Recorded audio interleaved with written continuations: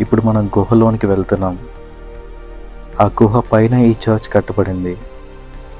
ఈ స్టెప్స్ ద్వారా మనం ఆ గుహలోనికి వెళ్తున్నాం.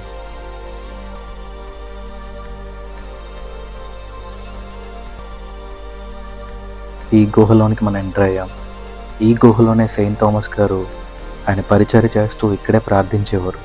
ఈ రాయిని మీరు చూడగలుగుతున్నారు. ఈ రాయి మీద ఆయన చేతి ముద్రలు ఉన్నాయి. ఇక్కడే ఆయన ప్రార్థించుకునేవారు అని చరిత్ర మనకు చెప్తుంది. ఈ రాయి మీద నేను కూడా ప్రార్థించాను. విశ్వాసంతో నేను కూడా ప్రార్థించినప్పుడు ఎంతగానో ఆదరణ పొందాను. ఆయన కాలి ముద్రలను ఇక్కడ మార్చేయడం జరిగింది.